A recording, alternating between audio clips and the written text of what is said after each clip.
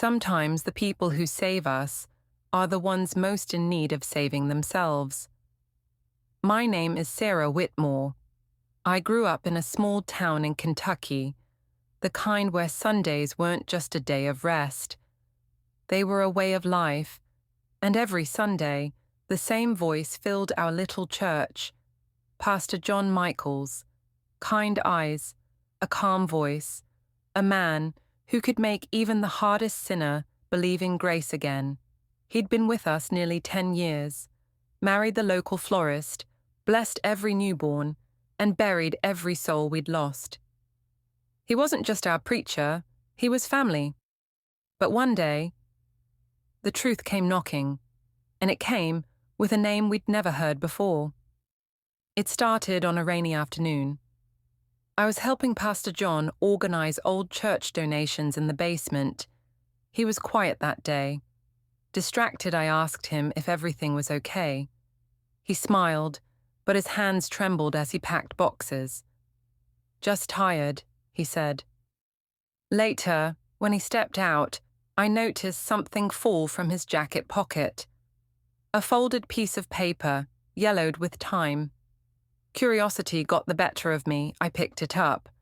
It was a faded newspaper clipping, with his picture on it. Only the name under it wasn't John Michaels. It said Raymond Carter. The headline read, "Local man sentenced for armed robbery vanishes after parole." I froze. My hands shook. The man who baptized my children, the man who spoke of forgiveness every Sunday, had once been a criminal. I wanted to believe it wasn't true, that maybe it was someone who just looked like him. But inside, something told me this wasn't a mistake. When he came back, I tried to act normal, but I couldn't look him in the eyes. That night, I couldn't sleep his sermons. All those words about redemption and truth echoed in my mind. And I started to wonder, did he preach about grace because he needed it more than any of us? The next morning, I decided to find out the truth. I drove to the county courthouse and asked for records on Raymond Carter. The clerk looked through some old files, then slid a folder across the counter.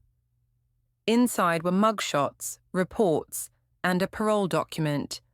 There was no doubt it was him. 10 years ago, he'd been released early for good behavior, and then disappeared. My stomach twisted. I wanted to believe there was a reason, but I also knew our town trusted this man completely. I didn't know what to do. Should I tell the congregation, confront him privately? I decided to go to the one person who might understand, our church treasurer, Mrs. Langley. She listened quietly, then sighed.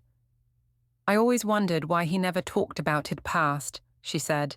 "Sarah, maybe give him a chance to explain." That evening, I visited his home. He was sitting on the porch, reading from a worn Bible. When he saw me, he smiled gently. "Sarah, I was hoping you'd come." I froze. "How long have you known I knew?" I asked. He set the Bible down. "Since yesterday. You left the clipping in your car. The clerk called me this morning." He didn't look angry, just tired. "Raymond Carter," I said quietly. "That's your real name?" He nodded. "I was young, desperate. I robbed a store to pay my mother's medical bills. A man got hurt. I went to prison for it." His eyes filled with tears. "When I got out, I wanted to disappear, to start over. So I changed my name. Walked into a church one day, and something inside me broke and healed at the same time. I didn't know what to say." He continued softly, "I never lied to hurt anyone, Sarah. I lied because I didn't believe anyone could forgive me for who I was." He paused, "But God did, and I hoped maybe people could too." The next Sunday, he stood before the congregation. No robe, no prepared sermon, just the truth. He said, My name isn't Pastor John Michaels, it's Raymond Carter, and before I found God, I was a criminal. The church went silent. I'll never forget that moment, when a man stripped himself bare before the people who loved him most. Some walked out, some cried, but most stayed, because for the first time, he wasn't preaching forgiveness, he was living it. In the weeks that followed, the town was divided. Some demanded he resign, others defended him, but over time, the truth began to settle like dust after a storm. People remembered the good he'd done, the children he'd baptized, the couples he'd married, the lives he'd comforted. And one by one, they came back to church. He never asked for trust again. He earned it. Slowly, quietly, humbly. One Sunday, after service, he said to me, "Sarah, redemption doesn't erase the past. It just stops it from owning you." When he passed away, years later, the whole town filled the church to say goodbye. On his gravestone, the words he chose himself were carved, "Raymond Carter, forgiven at last."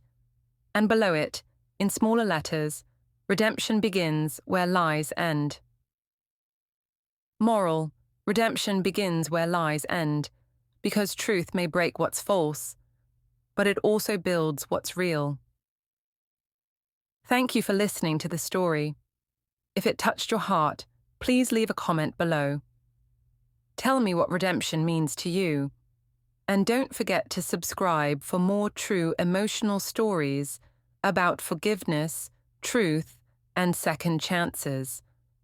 Until next time, take care of your soul. And remember, no one's past is too dark for a little light to find its way in.